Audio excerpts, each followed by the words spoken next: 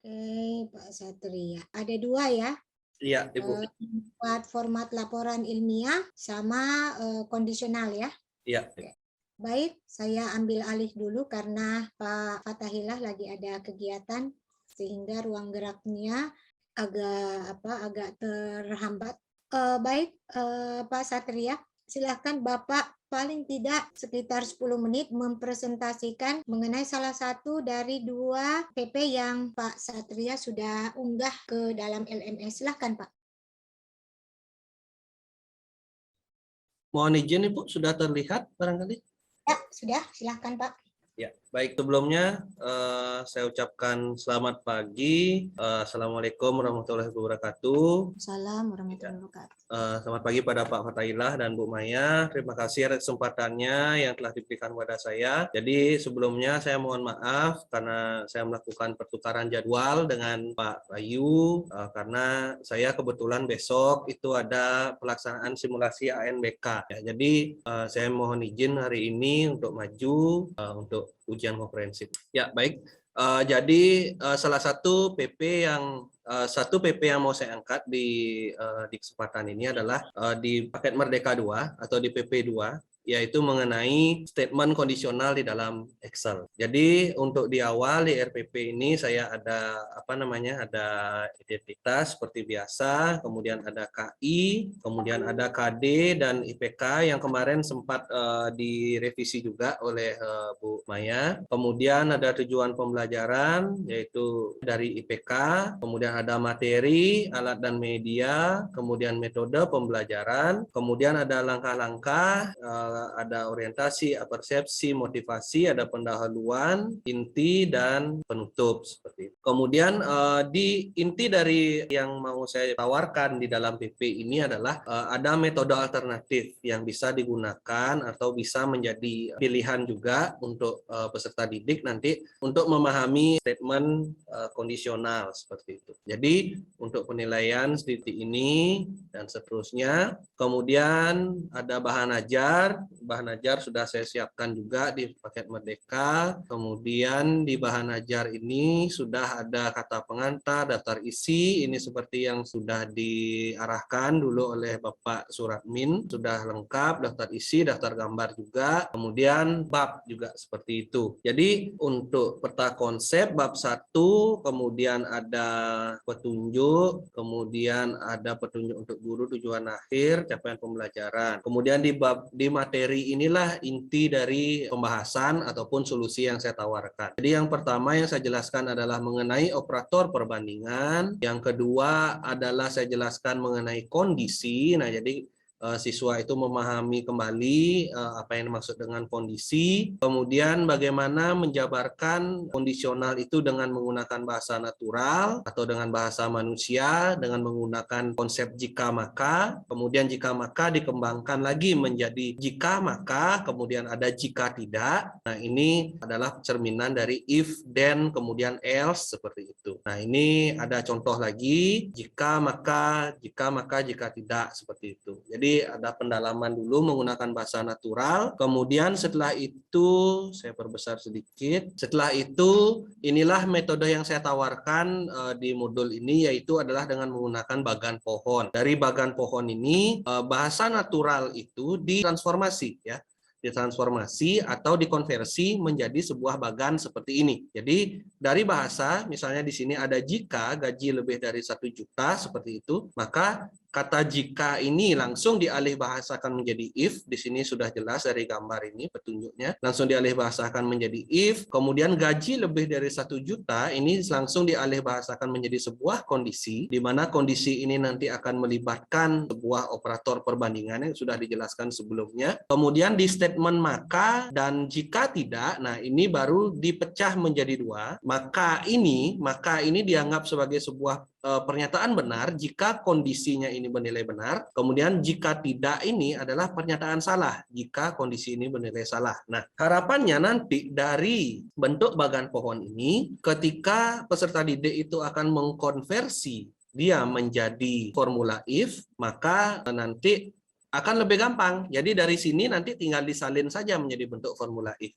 Nah, jadi penyalinan itu seperti ini wujudnya. Jadi masuk ke if tunggal, ya, masuk ke if tunggal, kemudian if bertingkat ini. Nah, di sini ada perwujudan lagi. Jadi di sini ada kondisi, ada pernyataan benar, pernyataan salah, seperti itu. Maka dia akan masuk ke formulanya seperti ini. Nah, di Bahan Ajar ini memang akan kurang jelas, ya, memang akan kurang jelas kalau hanya disimak di Bahan Ajar saja. Oleh karena itu, nanti ketika nanti proses pembelajarannya nanti akan menggunakan metode demonstrasi. Jadi dengan dari pohon ini nanti akan didemonstrasikan bagaimana mengkonversinya ke dalam bentuk formula Excel seperti ini. Oke, di sini juga ada apa namanya? Ada website-website pembantu juga, kemudian ada penutup, rangkuman, dan ada tes formatif di bawahnya. Tes formatif yang sudah menggunakan konsep HOTS, ya, seperti yang sudah disampaikan sebelumnya oleh Bapak Mustamin, seperti itu. Di sini juga ada kuncinya, daftar pustaka. Kemudian ini ada medianya. Nah, mohon maaf, ini medianya saya hanya mewakilkan saja seperti yang sudah sempat saya koordinasikan oleh Pak Fatahillah.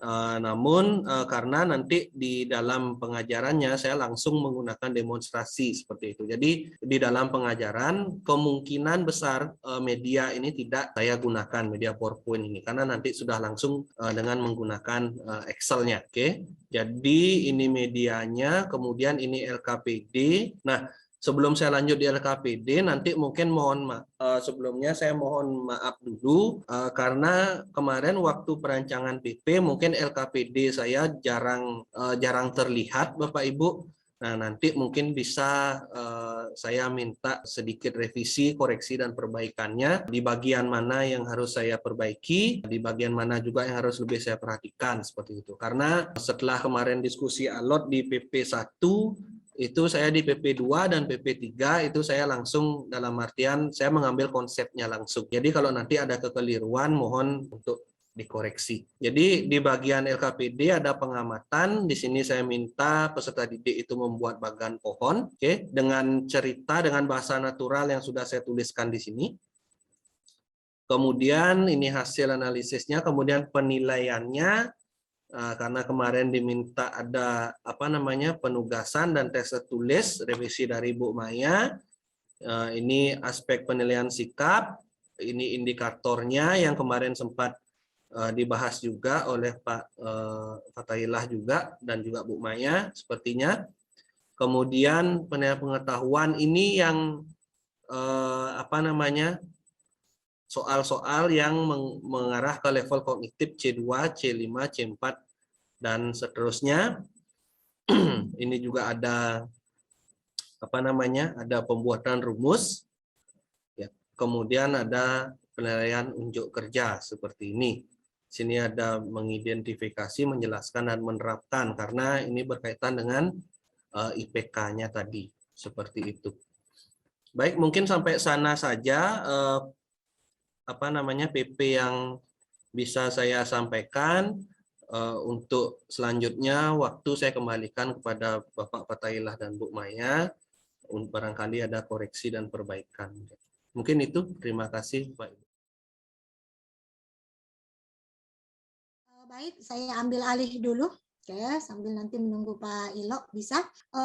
Yang pertama yang saya ingin konfirmasi kepada Pak Satria, menurut Bapak, kalau kita lihat salah satu aspek yang dinilai itu pada saat proses pembelajaran itu adalah mengenai kepribadian dari gurunya, seperti itu ya. Jadi kepribadian dari gurunya.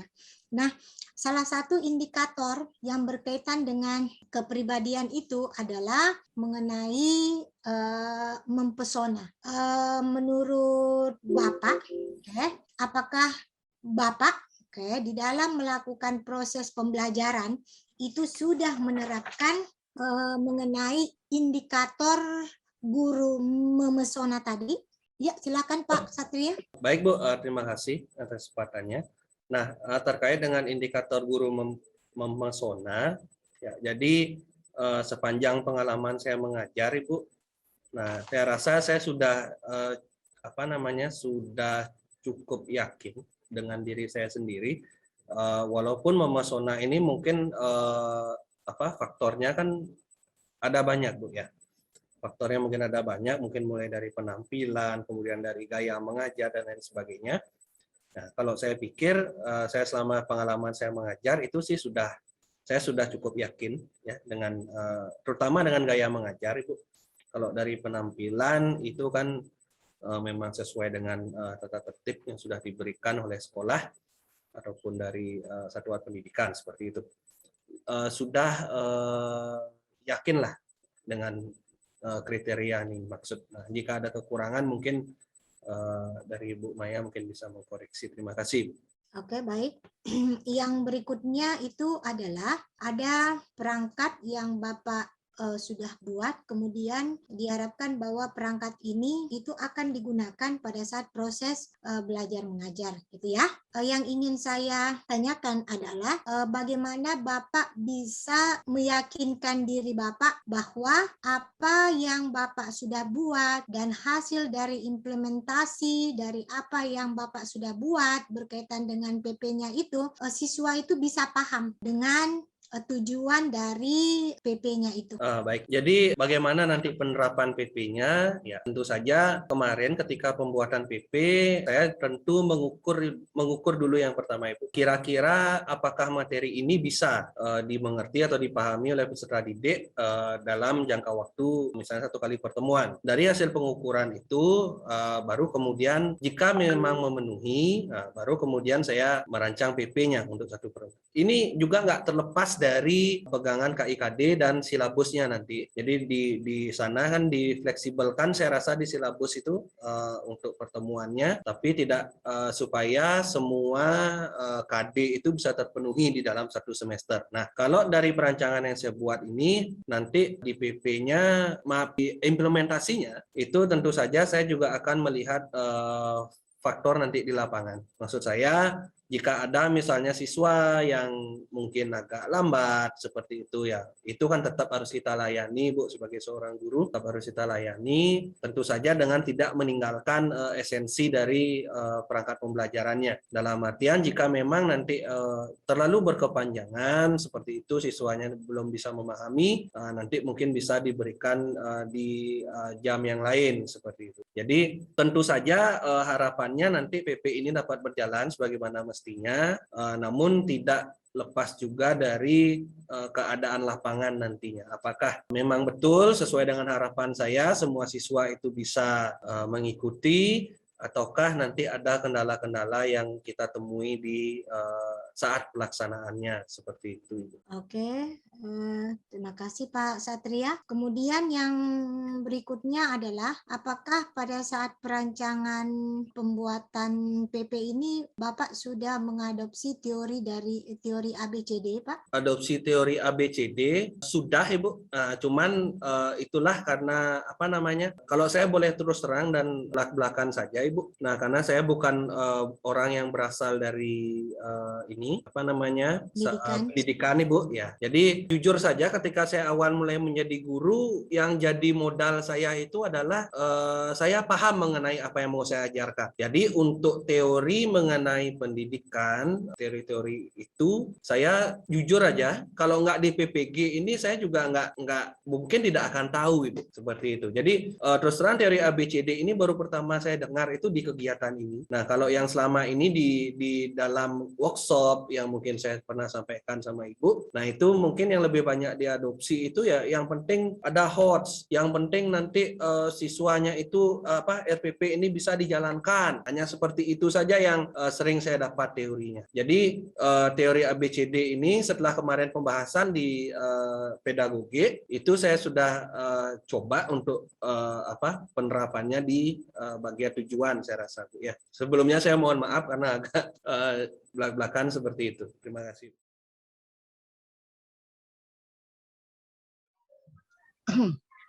Untuk kesempatan pertama mungkin saya bertanya terkait dengan landasan teori belajar Bapak. Bapak menganut ke teori belajar apa dalam menyusun perangkat pembelajaran Bapak. Terima kasih Pak Ilo.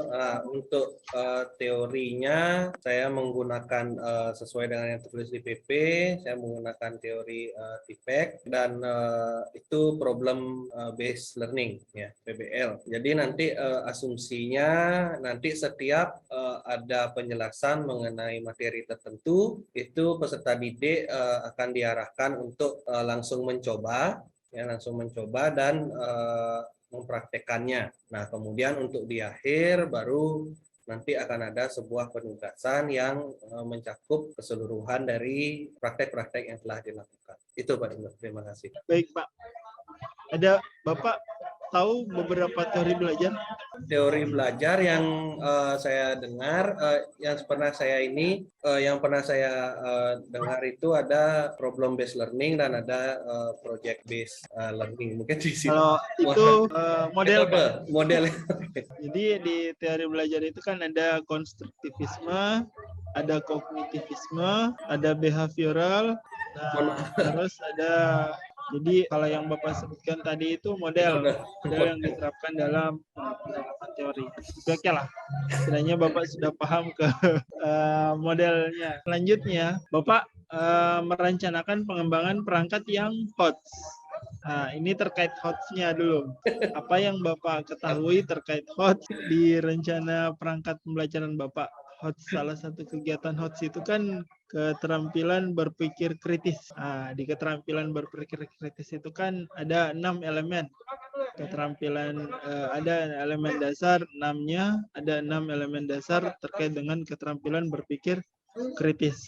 Nah, mungkin Bapak bisa bantu saya mengidentifikasi di RPP Bapak terkait keterampilan berpikir kritis yang Bapak tuangkan dalam RPP-nya Bapak. Silakan. Ya, di RPP itu saya menggunakan ada juga beberapa HOTS-nya. Nah, nanti implikasinya itu adalah siswa itu diberikan kasus, ya, siswa diberikan kasus. Nah, nanti baik berupa statement baik itu kondisional ataupun apa, nanti mereka yang membuatnya dalam bentuk bagan ataupun dalam bentuk formula seperti itu. Yang saya pahami ya Pak Ilo ya, yang saya pahami adalah jadi kita menggunakan KKO dari C4 ke atas pada taksonomi Bloom sehingga itu sudah mencerminkan higher order thinking skill. Yang saya pahami sebatas itu seperti itu. Jadinya dari penerapannya juga sudah saya rasa sih sudah bisa sudah bisa dikatakan sudah penerapan HOTS-nya. Nah, nanti mungkin saya siap direvisi ini. Siap. Mungkin dari pengukuran sisi teknisnya sekarang. Baik, kan tadi teoritis sekali. Sekarang teknik. Bagaimana menurut Bapak, kan salah seorang ciri guru itu Bapak diminta menjadi seorang guru yang mempesona. Nah, kategori guru mempesona di sini itu kan guru yang berwibawa, tampil rapi, disiplin, kemudian disegani. Nah, saya ingin meminta tanggapan Bapak terkait apabila nanti salah seorang siswa mungkin atau beberapa siswa itu tidak aktif dalam diskusi kelompoknya. Kira-kira menurut Bapak tindakan apa yang Bapak lakukan sebagai guru terhadap siswa tersebut? Baik, jadi kasusnya jika misalnya dalam sebuah forum diskusi itu ada siswa yang tidak aktif seperti itu. Tentu saja langkah realnya yang mungkin bisa saya lakukan adalah yang pertama ya tentu saya mencoba cari tahu dulu apa yang terjadi atau mengapa seperti itu kejadiannya. Jadi mungkin saya bisa approach langsung peserta didiknya, kemudian saya tanyakan mengapa. Ya tentu saja saya harapannya itu pasti akan mendapatkan jawaban seperti itu. Nah, namun kembali lagi sih kepada keadaan lapangan karena enggak semua saya rasa sekarang siswa itu mau terbuka. Inilah yang menjadi titik sulit juga mengapa saya khususnya sebagai guru itu agak sulit untuk mendeteksi kesulitan siswa karena tidak ada yang keterbukaan seperti itu. Nah, tentu saja ada evaluasi juga dari diri saya sendiri dulu. Jadi di bagian mana yang mungkin ya dalam tanda kutip kesalahan saya juga di bagian mana. Oke, baik. Jadi selanjutnya pengetahuan dari bahan ajar. Jadi dari bahan ajar yang Pak Satria tadi sudah tampilkan di awal. Nah, mungkin pengetahuan faktual, konseptual dan prosedural yang terdapat bahan ajar di bahan ajar Bapak mungkin bisa dijelaskan sedikit.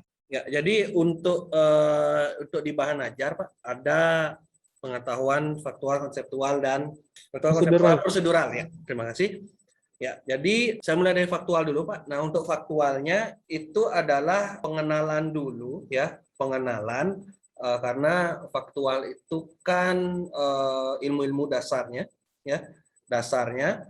Kemudian di situ ada pengenalan dulu mengenai ini kondisional atau bagaimana siswa itu dalam keseharian kehidupannya itu selalu dihadapkan kepada sebuah pilihan dan apapun yang mereka lakukan terhadap pilihan itu akan mempengaruhi kehidupan mereka ke depannya. Jadi dengan pengenalan di sana, misalnya saya berikan contoh seperti ini. Kemudian untuk konseptualnya, baru kemudian ada pengenalan karena ini bahasannya tentang if di dalam Microsoft Excel, ya tentu saja dikaitkan dengan pengambilan keputusan tadi. Yaitu konsepnya adalah kita harus bisa menyelesaikan permasalahan dengan if Excel kan seperti itu. Jadi saya akan mengajak anak-anak itu untuk trace misalnya dengan statement-statement baik dari statement natural, urutan